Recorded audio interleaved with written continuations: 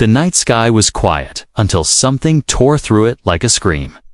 A small alien shuttle, damaged and burning, crashed into the edge of an old, forgotten city. It hit the ground hard, breaking trees, smashing into an abandoned alley. Fire lit up the sky for only a moment, then darkness returned. Smoke rose slowly as the wreckage hissed in the cold air. Inside the shuttle, a young alien girl lay still. Her skin was soft blue, her eyes half open but empty. Blood trickled down her head, mixing with ash. She did not remember who she was, where she came from, or why she was here. All she knew was pain, cold, and fear. She crawled out of the ship on shaking hands and knees. The street around her was silent. No one came to help.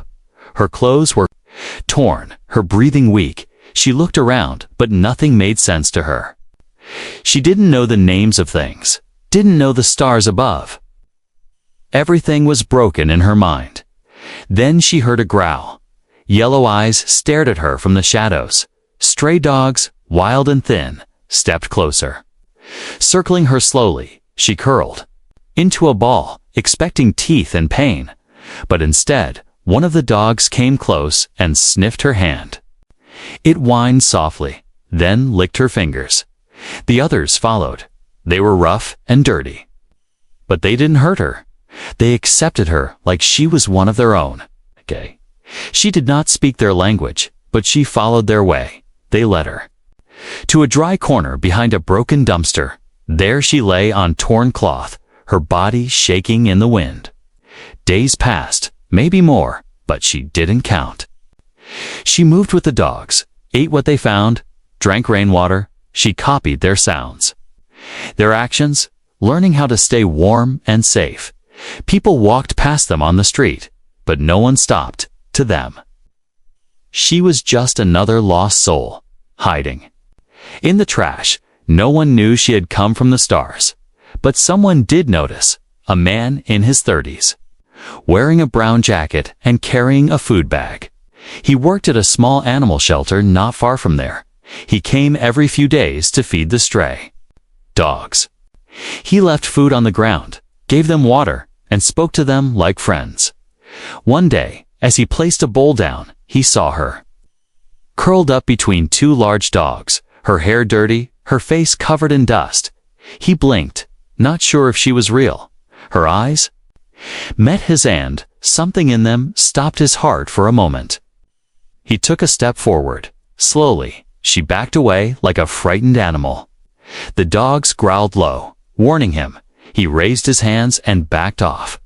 But from that day, he began watching her. He brought more food, soft bread, warm soup in plastic cups. He placed it near the alley entrance, then walked away. She crawled out when he was gone, sniffed the food, and ate carefully. He saw her from a distance, always from a distance. She was strange, but not dangerous. There was something pure in her fear, something broken in her silence. Rain came, heavy and cold.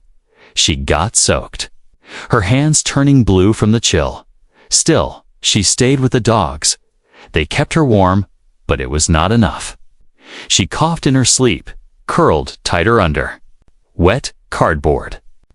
The man saw this and couldn't stay silent anymore. He left a blanket, then socks, then an old coat. He never spoke, never got close. But one day, she touched the coat, pulled it around herself, and looked toward him. Her eyes no longer full of fear, but something softer. Then came the coldest night of the year. The city froze in silence. Frost covered the windows.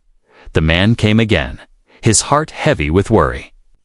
He didn't see her at first, only the dogs.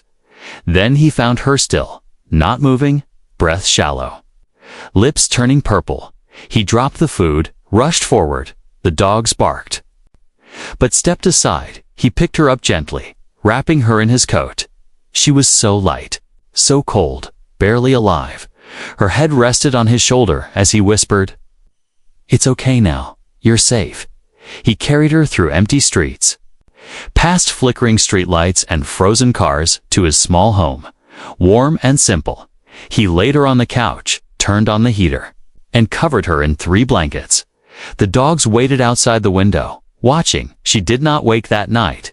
But, for the first time since the crash, she slept without fear, and the man sat beside her.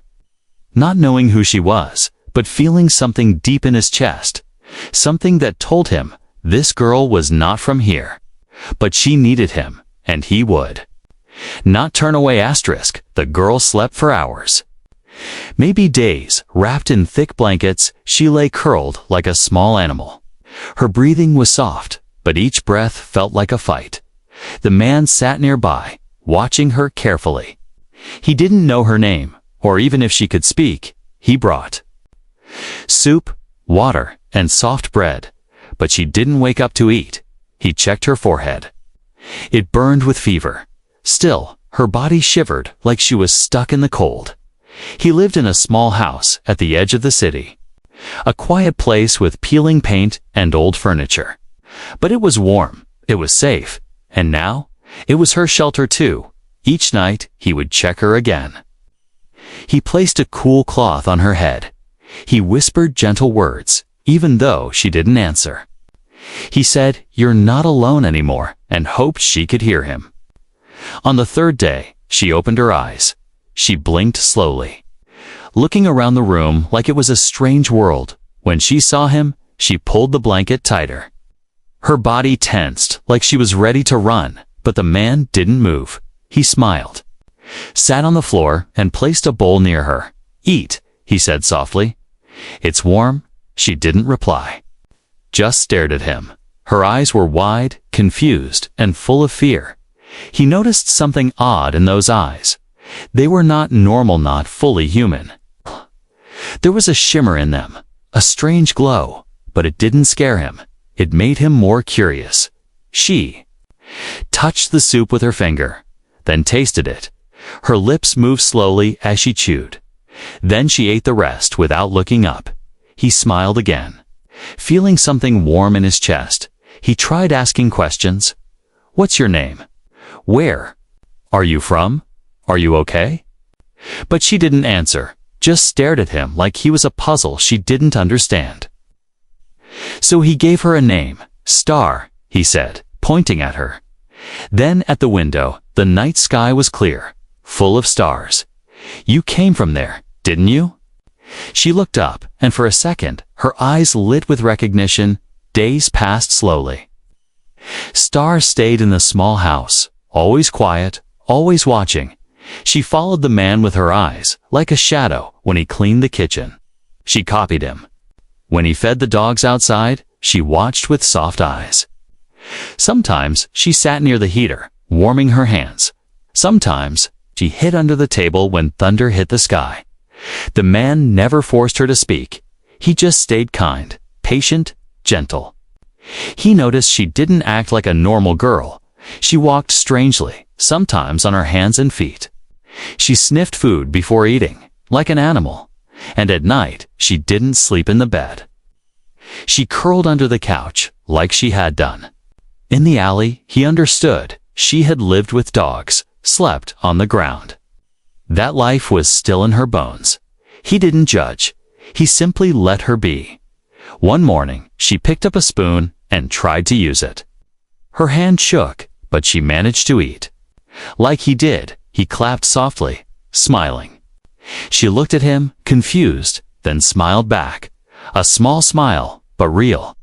It was the first time he saw something new in her. Not just fear or confusion, but trust. He knew then she was healing. Later that week, he left the house to get supplies. When he returned, he found her sitting by the window. She had drawn something on paper using a broken pencil. It was strange, like a picture of stars and fire. And a shape round, sharp, glowing like a moon. He knelt beside her, looking closer. "That's a ship," he whispered, "isn't it?" Star looked at him, but said nothing. Then she touched her head, as if it hurt, like memories were locked inside, just out of reach. The man didn't push her. He gently folded the paper and said, "You can show me more when you're ready." She nodded once, slowly, That night, she walked to the couch and sat beside him. They watched the TV, soft music playing in the background. She leaned against him, eyes half closed. And he placed a blanket around her shoulders. He didn't know who she really was, but it didn't matter. She wasn't just a lost alien anymore. She was someone who needed care. Someone who had survived cold, fear, and pain. And now she was learning to live again, and he, the man who watched, was starting to believe that maybe he wasn't so alone anymore either. Winter came early that year. The wind turned sharper, biting through the cracks of the windows. The air inside the house stayed warm, but outside? The streets were cold and gray. Snow had not fallen yet, but frost painted every rooftop like quiet whispers. The man wrapped his scarf tighter each morning before leaving for work. Star watched him through the window. Her eyes followed him until he disappeared around the corner. She never asked where he went, but every evening she waited near the door, like a loyal pup, silent and still, when he returned. Her face always showed a soft smile, small but real. Each day she grew stronger. She began walking upright. Not like a dog anymore. Her steps were slow, unsure, but she tried. The man clapped when she managed to balance a full plate without dropping it. She grinned that night and even laughed once. The sound surprised both of them. He taught her small things, how to hold a spoon, how to read letters. He wrote her name Star, a small card, and taped it to the fridge. She would touch it every morning, as if reminding herself, I'm still here. The dogs still visited outside. 3 of them came to the gate each evening. She would sneak leftovers and sit with them under the porch light. They rested their heads on her lap. They didn't forget her, and neither did she. But with each passing day, her dreams grew darker. At night, she tossed in bed, whispering strange words. She spoke in a language the man didn't understand. Her voice shook, her hands clenched the blanket, and sometimes she cried softly in her sleep. One night, he found her standing barefoot in the kitchen. Her eyes were open, but she looked through him like he wasn't there. She whispered, burning, falling. Mother, gone. Then she dropped to her knees, shaking. The man rushed to her and held her tight. It's okay, he whispered. You're safe now. She looked up at him, tears running down her cheeks. I don't know who I am, she said in a cracked voice. You're Star, he said, without thinking. You're the girl who survived, who smiled, who helped the dogs. She hugged him, holding on to his warmth like it was life itself. The next morning, she stayed quiet. She drew again, filling pages with shaped stars, flames, a broken circle. She handed one to him and said, This is my ship. He looked at the drawing, then at her. You crashed here, he asked, softly. She nodded, then whispered, I was in the sky, and then? Pain, he didn't press her for more. Instead, he fixed her a warm breakfast and said, You're here now, and that's what matters. Star looked at the plate, then at him, and smiled once again. This time, it was brighter, more real. The snow finally came. Soft and slow, Star stood outside the door, barefoot again. She let the snowflakes fall on her skin, staring at them like tiny wonders. She laughed as the dogs ran in circles, chasing the snow. The man watched from the doorway he had never seen. Someone so broken find joy so simple. Later that night, he gave her boots and a red winter coat. They were too big, but she didn't care. She walked around the house wearing them. Proud like a child, he chuckled. You look like a walking pillow. She giggled, repeating the word, pillow. That night, she didn't sleep under the table. She climbed into the bed and whispered. Warm. The man stood in the doorway, unsure what to say. Then she patted the blanket beside her. He didn't lie down, but he sat on the edge, holding her hand. Her hand was smaller, but strong, the hand of someone who had survived alone. who had lived with dogs, eaten from trash, and still found kindness in a stranger. Outside, the snow fell. Quietly, inside, the heater hummed. The lights were soft. And for the first time since the crash, Star slept without a single nightmare. The man stayed beside her for a long time, thinking of all the strange things she had said, all the strange drawings she had made. He knew now she was not just a girl. She was from the stars, and someone, somewhere, might be looking for her. But as she breathed calmly beside him, he made a silent promise. Whoever came, whatever happened, he would protect her, because she was no longer just a visitor from the sky. She was family, and in the middle of winter, that was the warmest truth of all. Asterix's morning light touched the window softly. Star opened her eyes and blinked at the warm ceiling above her. It had tiny glow-in-thought stars the man had stuck up there. While she was asleep, she stared at them with quiet wonder. The shape of stars calmed her now, no longer pulling her into fear. She sat up, rubbing her eyes. The room was still new to her. The walls weren't made of metal. There were no flashing lights or strange noises, just wood, old wallpaper, and warmth. She stepped onto the floor and padded to the kitchen. The man was already there, flipping something on a hot pan. He looked back and smiled. "Good morning, Star," he said. She tilted her head, then mimicked him. "Good morning." He placed a plate on the table. Eggs, toast, a few slices of apple. She sat and began eating, still careful, still watching everything, but she had learned how to use the fork. "Even if she sometimes dropped it, you're getting better," he said gently. She looked up, eyes shining. "Better," she repeated, her voice a whisper but full of pride. Later that day, he showed her the laundry machine. He placed her dirty coat inside, then pushed a button. The machine whirred and spun. She jumped back, surprised.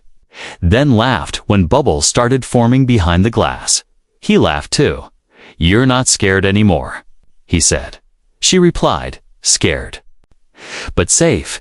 It was the longest sentence she had ever said. His eyes softened, and he gave her a gentle nod. Each day brought something new. She learned how to hold a pencil. She traced letters from a book he gave her. Her writing was messy, but he kept every page. In the evenings, she helped with small things. She folded blankets, placed forks on the table. Once, she even tried sweeping the floor, but ended up chasing dust in circles. He didn't laugh at her. He showed her again. Slowly, sometimes she still crawled under the couch. Sometimes the sound of helicopters made her cover her ears and cry. But the man would sit beside her, say nothing, and just wait. His presence made the fear smaller, not gone but less heavy. He hung her drawings on the wall. Ships, stars, faces she didn't remember. One picture had a woman with silver hair and sad eyes. He pointed at it. "Who's this?" She stared at it for a long time, then whispered, "Don't know," but her hands shook, and she turned away. He didn't ask again. He simply touched her shoulder and said, "It's okay. You'll remember when you're ready." She nodded and stared at the heater. Fire inside it reminded her of something bad. But his voice pulled her back to safety every time. One snowy morning, he surprised her with something special. He had found a small paint kit at the thrift store. When he gave it to her, her eyes widened. "Color," she whispered, holding the brushes like they were treasure. She painted the wall beside her bed. Not perfect shapes, just feelings, blues, reds, quiet stars, long shadows. When she stepped back, the man clapped softly. "It's beautiful," he said. She looked at him, then at the wall, and smiled. "Home," she said quietly. He nodded. "Yes, this is your home." Later that day, she asked, "Can I go outside?" He hesitated, then zipped up her coat and said, "Only if you stay close." They walked together along the sidewalk. She wore red gloves that were too big, but she didn't care. The snow crunched under her feet. She stared at trees, cars, and passing people with curious eyes. But then she stopped at the corner. There was a tall mirror hanging outside a shop. She saw herself in it. Not just her clothes, but her face, her eyes, her skin. She touched her cheek and whispered, "Different." The man knelt beside her. "Different doesn't mean bad," he said softly. She looked at his reflection next to hers. "Me? Not human," she said, voice low. "Your star," he answered. "And that's enough for me." They walked back home in silence. That night, she didn't eat much. She sat by the window, watching the stars above. She placed her hand against the glass, somewhere out there. She came from, but here, someone cared. She looked back at the man. He was reading a book, sipping tea. She walked over, sat beside him, and rested her head on his arm. "Thank you," she said. The words slow but clear. He looked down, surprised. "For what? For this? Walls? Warmth?" "You." He smiled and didn't say a word. They sat like that for a long time, two souls, one from Earth, one from the stars, finding something precious inside a small home with walls. The days felt quiet again, but not peaceful. The snow had melted. Yet the cold stayed in the air like something watching. Star could feel it's something far away, but coming closer. She didn't know what it was, only that it was not safe. She began waking up in the middle of the night, sitting by the window, staring at the sky. She drew stars with broken pencils, but now her drawings had dark ships, sharp edges, red lights. When the man asked about them, she only said, "They're looking." One evening, he returned from the market with heavy bags. He paused in the alley beside the house. Something hummed above the rooftops, a low, strange sound like a machine breathing. He looked up and saw a black shape in the clouds. Not a plane, not a drone, something different. It hovered for a moment, then vanished behind the trees. He ran home, heart pounding. Star was on the floor, curled into a ball, her hands over her ears, whispering something over and over. "No light, no light, no light." He knelt beside her, holding her shoulders. "What was that?" he asked. She looked up, eyes full of fear. "They found me," she said, her voice like wind through broken glass. That night, she didn't sleep. She walked around the house, checking windows, locking doors. She hid drawings under floorboards, covered the mirror with a blanket. The man watched her, not stopping her. He knew she was remembering something. In the morning, she took him to the basement, dark and quiet, filled with dust and forgotten boxes. "This is safe," she said.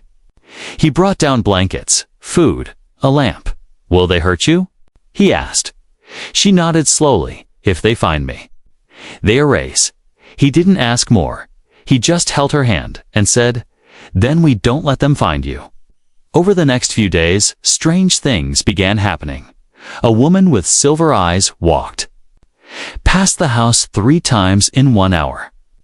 A man in a long coat stood across the street without blinking. One morning, the front door handle had fresh fingerprints, but neither of them had touched it.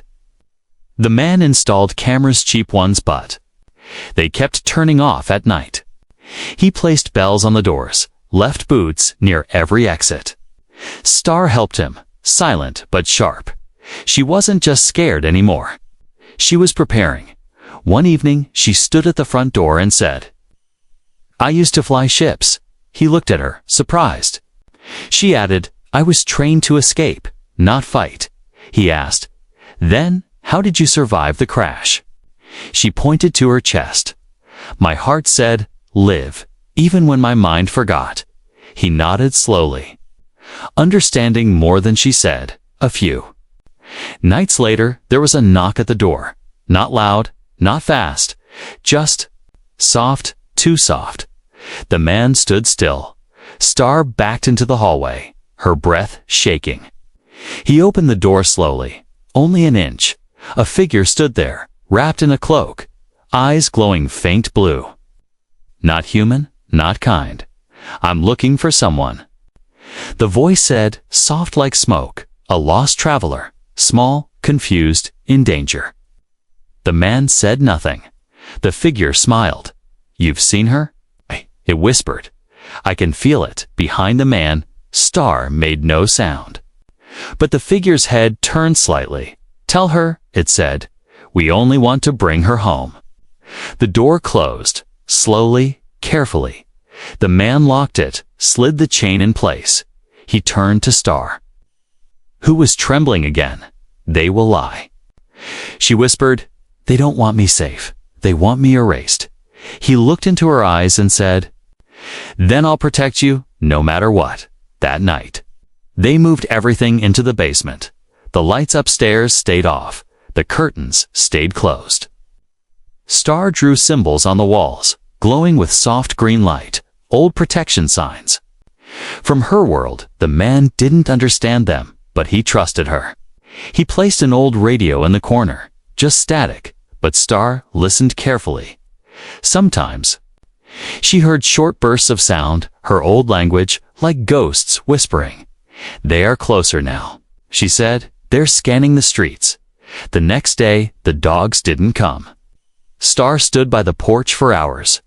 "They know," she said softly. "They're staying away to protect me." The man placed a hand on her shoulder. "You're not alone," he said. "I'm still here." She leaned into him, whispering, "You are." "My safe?" He didn't answer. He just held her tighter. Outside, the wind howled, but inside, they prepared to face whatever was coming next. The basement was dark, lit only by a small lamp in the corner. The walls were covered in drawings and symbols. Some were written in human words, others in a glowing script only Star understood. The man sat on a worn mattress, checking a map of the neighborhood. Star was beside him, silent eyes fixed on nothing. She had been quiet for days. Her body moved, her hands worked. But her mind seemed far away. She was remembering, and the memories were heavy. "I didn't crash," she whispered one evening. The man turned to her. Surprised, "I was pushed," she said slowly. "They didn't want me to come back." Her voice cracked, but she kept going.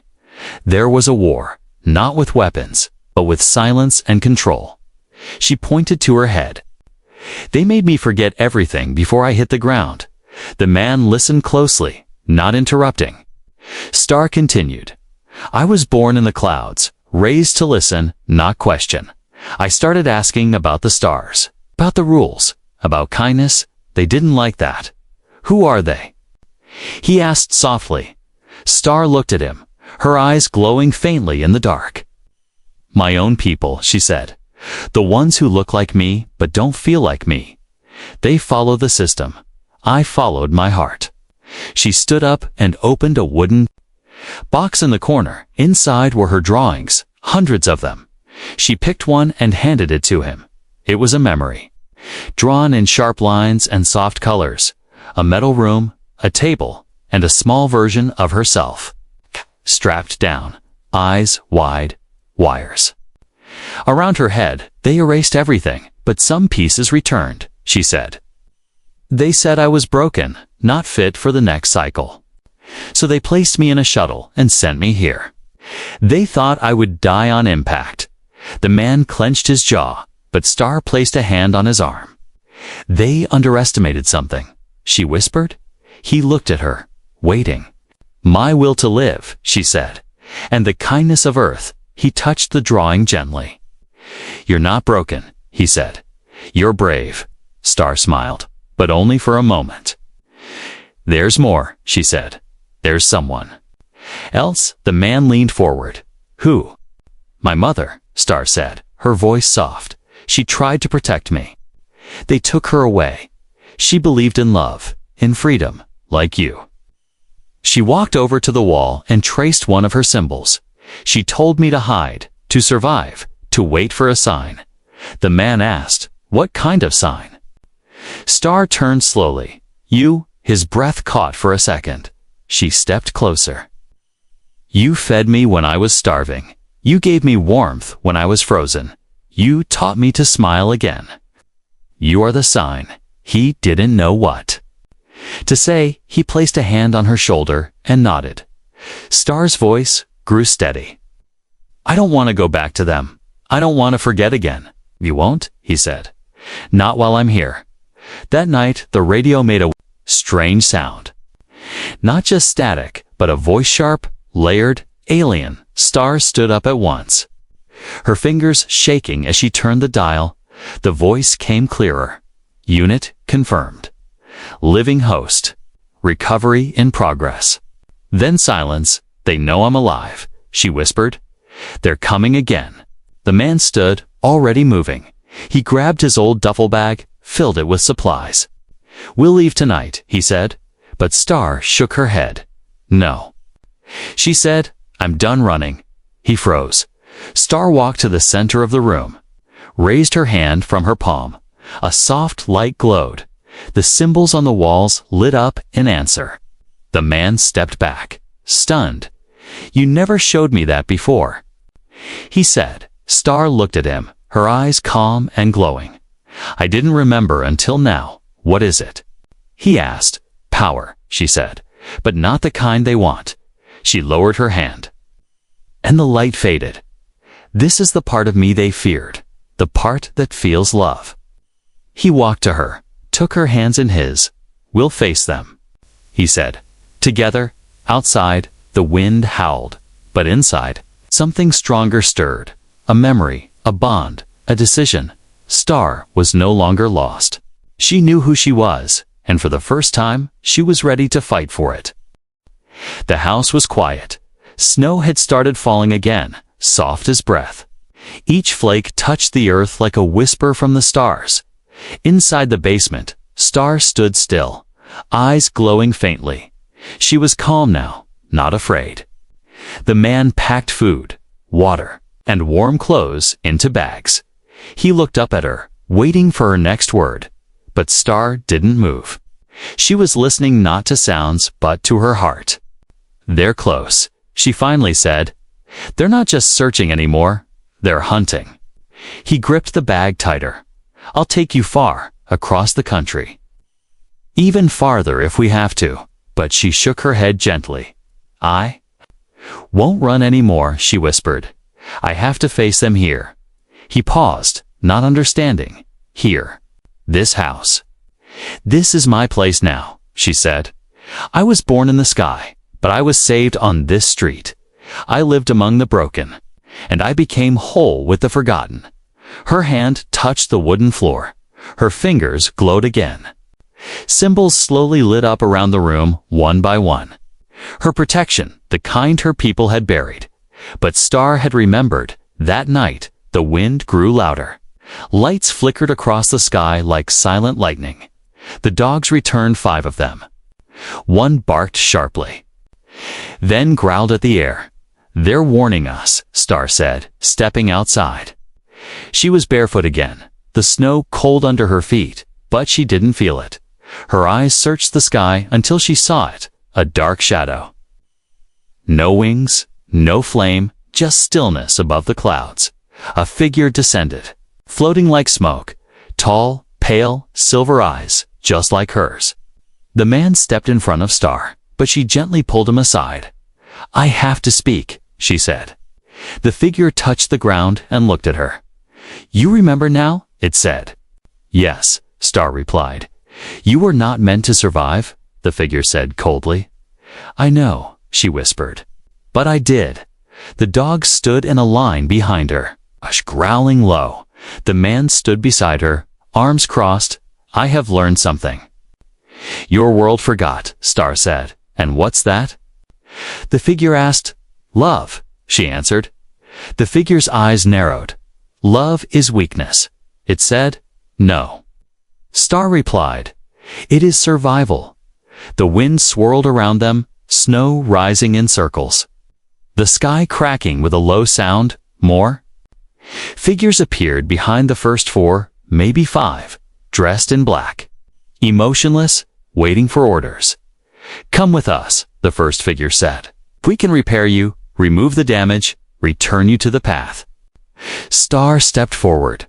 I am not broken, she said clearly. I am free. The figures began to move, slow, quiet. The man clenched his fists, ready to fight, but Star lifted her hand. A soft pulse of light spread from her palm. It touched the ground, the snow, the trees, even the broken fence. The figures stopped. What is this? The leader asked, voice tense. My choice. Star said, my memory, my pain. My heart, none of it will be taken. The dogs barked again, louder now, circling the outsiders. The wind howled through the alley. The man stepped beside her. You'll have to go through both of us, he said calmly. The sky above them cracked again, but nothing descended. The figures looked at each other. Uncertain, then slowly, one by one, they stepped back. The first figure stayed, eyes locked with Star's. You will regret this, it whispered. No, she said. I will live with it, and with that, the figure turned, vanished in two. The wind, the sky cleared, the lights faded. Silence returned. Star stood still, her breath showing in the cold. The man stepped behind her and gently touched her shoulder. They're gone, he said. She turned and leaned into him. They'll be back, she whispered. Then we'll be ready, he replied. The dogs came close. One licked her hand. She smiled softly and knelt, hugging them close. These, she said, were my first family, and you. She looked up at the man. You became my heart later. That night, they sat on the couch, a blanket over them, the heater humming quietly. Star held a picture she had drawn. It showed her the man, the dogs, and the house. Simple lines, but full of meaning. I'm not just from the stars, she said. I'm also from here now. He smiled, sipping his tea. And this place, she added, will be a home for others too. The next day, they built a small shelter beside the house. Stray dogs slept there, safe and warm. One afternoon, a girl appeared near the fence, shaking and cold. Star walked out, wrapped her in a blanket, and brought her inside. We help, she said, like you helped me. The man watched her, eyes full of quiet pride. She was no longer just the girl who crashed. She was a light, a voice, a heart that had survived everything and chose to give love back, not from duty, but from choice, from memory, from healing, from the pack.